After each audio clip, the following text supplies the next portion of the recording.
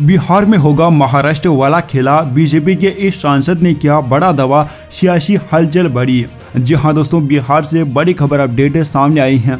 दरअसल बिहार के शिक्षा मंत्री चंद्रशेखर ने बीते दिनों रामचरितमानस को लेकर एक विवादित बयान दिया था। शिक्षा मंत्री के इस बयान के बाद से सूबे की सियासत में हलचल अचानक तेज हो गई थी।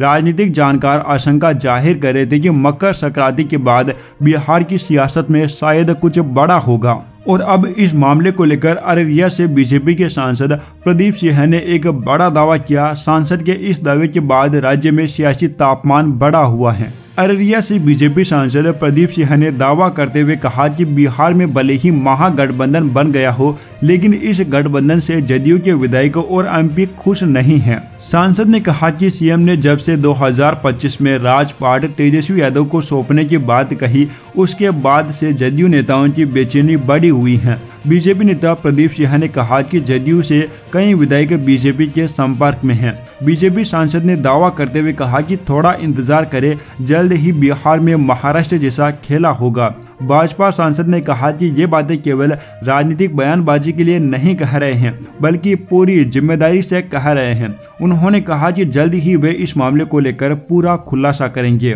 बीजेपी सांसद के इस दावे का जदयू प्रवक्ता डॉक्टर सुनील ने सिरे से खारिज किए। उन्होंने कहा कि बीजेपी के सांसद जो भी दावे करे, लेकिन उन्हें सच के बारे में पता है। गौरतलब है कि शिक्षा मंत्री चंद्रशेखर के द्वारा रामचरितमानस के खिलाफ दिए गए विवादित टिप्पणी के बाद से राजद और जदयू के बीच तालमेल नहीं है। शिक्षा मंत्री के समर्थन में राजद के जगदानंद सिंह खड़े नजर आए। जगदानंद सिंह ने बीते दिनों पत्रकारों से बातचीत करते हुए कहा था कि शिक्षा मंत्री को किसी से माफी मांगने की जरूरत नहीं है। जगदा बाबू ने कहा था कि शिक्षा मंत्री ने किसी तरह का कोई गलत बयान नहीं दिया। शिक्षा मंत्री समाजवाद की राह पर हैं। Subscribe now and press the bell icon.